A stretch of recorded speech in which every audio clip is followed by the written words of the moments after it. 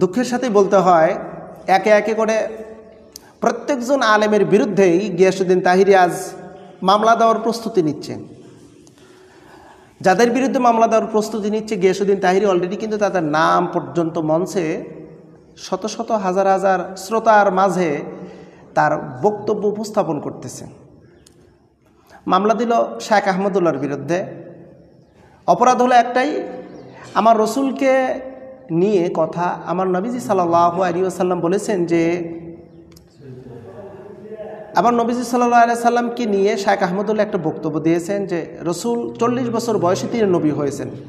আর গিয়াসউদ্দিন তাহিরের বক্তব্য যে আমার রসুল জন্মের পূর্ব থেকেই নবী। এই বিষয়টাকে নিয়ে কেন্দ্র করে মামলা করা হলো শেখ আহমদুল্লাহর বিরুদ্ধে। শুধু তাই নয়, শেখ আহমদুল্লাহর বিরুদ্ধে এই গিয়াসউদ্দিন তাহিরি তার অসংখ্য কুরুচিপূর্ণ বক্তব্য, আলেম ওলামাকে সাধারণ মানুষের সামনে অশালীন ভাষায় বক্তব্য দিয়েছে গিয়াসউদ্দিন তাহিরি।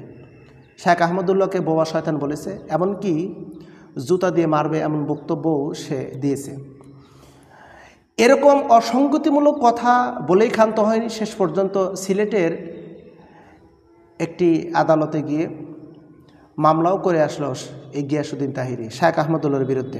শেখ আহমদুল্লাহ কিন্তু নীরব, চুপচাপ, কোনো প্রত্যুত্তর এখনও পর্যন্ত করেনি। এই সুযোগে অলরেডি 21 জন আলেমের বিরুদ্ধে আবার নতুন করে চার্জশিট গঠন করতেছে, অর্থাৎ তার বক্তব্য অনুযায়ী যে আরও 21 জন আছে, আমি তাদেরকে নিয়েও আমি মামলা করব। এটা হলো তার বক্তব্য, গিয়াসউদ্দিন তাহিরের বক্তব্য।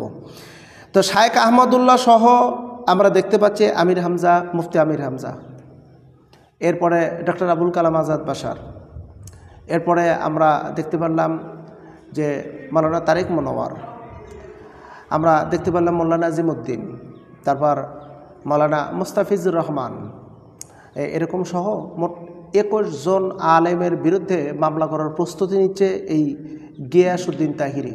তো গিয়াসউদ্দিন তাহিরি মামলা করবে আর সবাই নীরব কেন? সব ওলামায়ে কেরাম চুপচাপ কেন?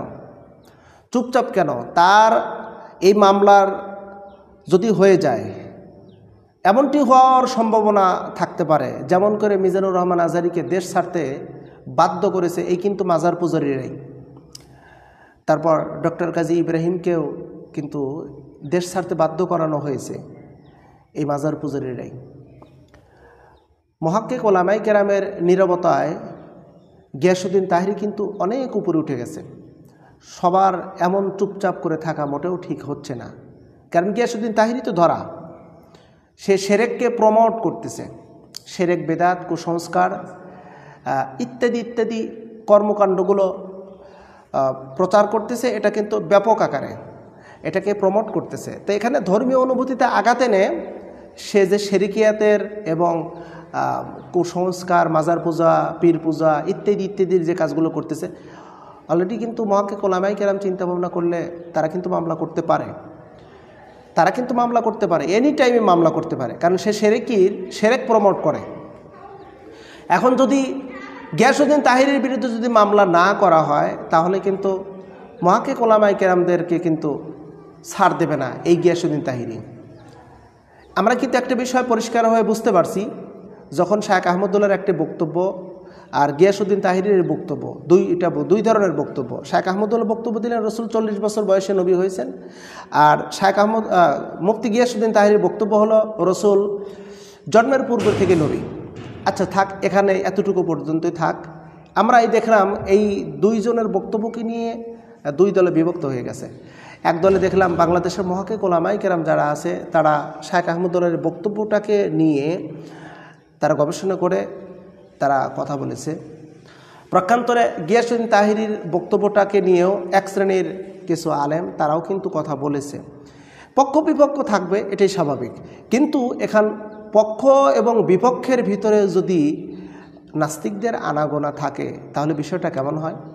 ঠিক এরকম একটি ঘটনা ঘটে গেছে।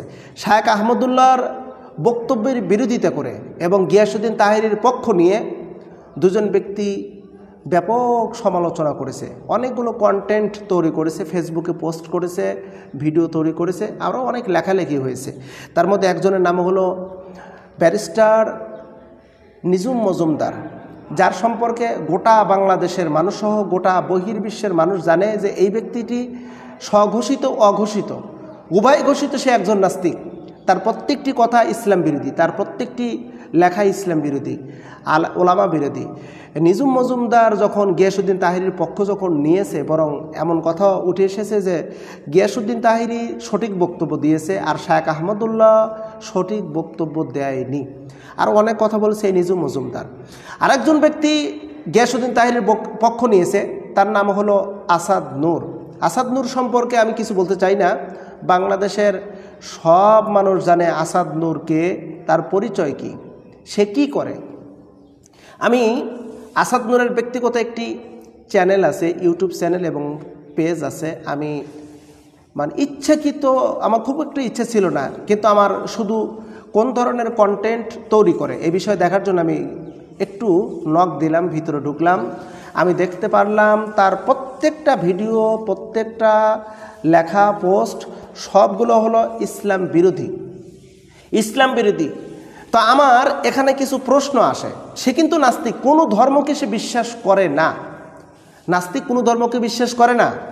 আমি তো একটা কন্টেন্ট দেখতে পারলাম না হিন্দু ধর্মের বিরোধী, একটা কন্টেন্ট আমি দেখতে পারলাম না যে খ্রিস্টান ধর্মের বিরোধী, একটা কন্টেন্ট দেখলাম না ইহুদি ধর্মের বিরোধী। আমরা কি বুঝবো এই আসাদ নূর সে শুধু ইসলাম ধর্মের বিরুদ্ধে কথা বললেই মোটা অঙ্কের টাকা পায়, মোটা অঙ্কের টাকা পাচ্ছে? এই আসাদ নূরও কিন্তু গিয়াসউদ্দিন তাহিরির পক্ষ নিয়ে কথা বলেছে। মূল বিষয় হলো গিয়াসউদ্দিন তাহিরি যেভাবে উঠে পড়ে লেগেছে ওলামায়ে কেরামদের বিরুদ্ধে, সব ওলামায়ে কেরাম চুপ কেন? সবার চুপ থাকা তো উচিত নয়। এখন যদি আমরা চুপ থাকি, দেখা যাবে গিয়াসউদ্দিন তাহিরি একে একে করে সবার বিরুদ্ধে মামলা দেবে। আর মামলা যদি দেয়, সাইবার ট্রাইব্যুনালের মামলা, এটি একটি ভয়ানক মামলা। আর এই মামলাটা যদি দেয়, সেই আলেমকে দুর্বল করে ফেলবে। আমরা চাই না আলেমে আলেমে দ্বন্দ্ব লাগুক। তার সাথে আমার আকিদা ভুষ্ট, আকিদার ত্রুটি থাকতেই পারে, আকিদার গোলমাল থাকতেই পারে, তাই বলে তো তার ক্ষতি করা যাবে না। কারোর যদি সমালোচনা করতে হয় তাহলে গঠনমূলক সমালোচনা করতে হবে, কারোর বিরুদ্ধে যদি পদার্পণ করতে হয় তাহলে সঠিক তদন্ত করে তার বিরুদ্ধে পদার্পণ করতে হবে। আপনার একটা কথা, আপনার একটা লেখনী, আপনার একটা বক্তব্য যদি অন্যায়ভাবে কারোর উপর যদি পড়ে যায়, কিয়ামতের ময়দানে এর জন্য জবাবদিহিতা করতে হবে, 100% জবাবদিহিতা করতে হবে। আমরা চাই না এমন দ্বন্দ্ব, চাই না আমরা এমন কলহ বিদ্রোহ। আমরা চাই সবাই যেন এক প্ল্যাটফর্মে আসে, সবাই যেন এক প্ল্যাটফর্মে এসে সুন্দর করে আবার সেই পূর্বের মতন করে ইসলামী হুকুমত যেন কায়েম হয় আমার সোনার বাংলায়। এই আশা, এই প্রত্যাশা রেখেই আলোচনা শেষ করছি। আল্লাহ হাফিজ।